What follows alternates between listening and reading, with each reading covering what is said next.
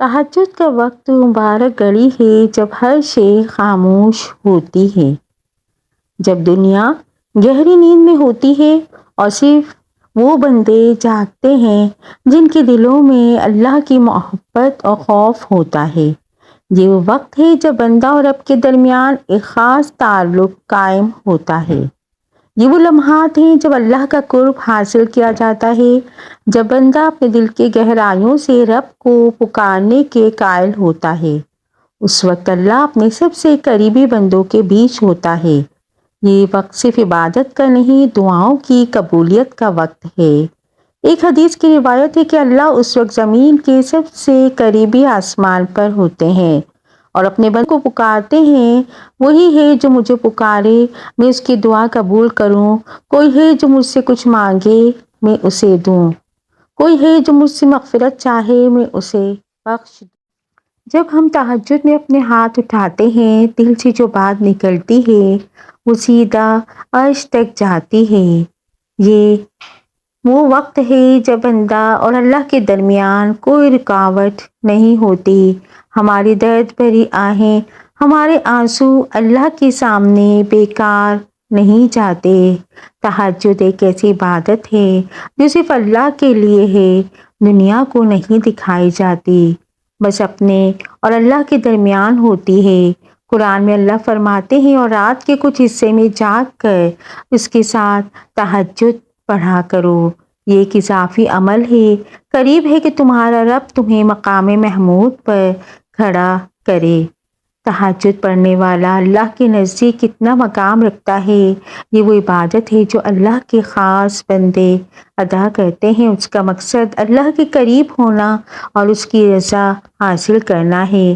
کتنی ہی کہانیاں ہیں ان لوگوں کی جو تہجد کے ذریعے اپنی زندگی کا سب سے مشکل موڑ پر اللہ کی رحمت کو دیکھتے ہیں۔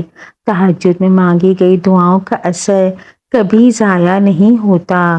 جب ہم سب سے زیادہ بے قرار ہوتے ہیں، سب سے زیادہ ٹوٹے ہوئے ہوتے ہیں، تب ہمارے ہاتھ اٹھتے ہیں۔ اس وقت کی کئی دعاؤں میں وہ طاقت ہوتی ہے جو دن کی دعاؤں میں نہیں ہوتی۔ تہجد ہمیں صبر اور یقین سکھاتا ہے۔ یہ وہ وقت ہے جب ہم اپنے آنسوؤں کو اپنے رب کے آگے رکھتے ہیں۔ رات کے اندھیروں میں کی گئی دعا، دل سے نکلی ہوئی فریاد اللہ کے سامنے کسی نہ کسی روپ میں ضرور قبول ہوتی ہے۔ جب ہمارا رب کوئی راستہ نہیں بنتا، جب دنیا کے دروازے بند ہو جاتے ہیں، تب اللہ کا دروازہ ہمارے لیے کھلا ہوتا ہے۔ تہجد میں مانگی گئی دعائیں کبھی ضائع نہیں ہوتی۔ یہ وہ وقت ہے جب انسان کی روح رب سے براہ راست بات کرتی ہے۔ جب دل کی سچی کیفیت رب کے سامنے پیش کی جاتی ہے، اس وقت کی کئی دعائیں، وہ دعائیں جو انسان کی گہرائی سے نکلتی ہیں، اللہ کے سامنے بہت عظیم ہوتی ہیں۔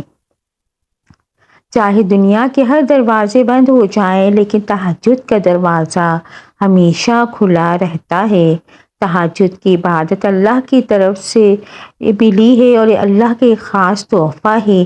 یہ وہ نماز ہے جسے دن کی روشنی میں نہیں پڑھا جا سکتا جب سب لوگ دیکھتے ہیں، بلکہ رات کے اندھیرے میں خالص اللہ کے لیے خفیہ طور پر ادا کی جاتی ہے۔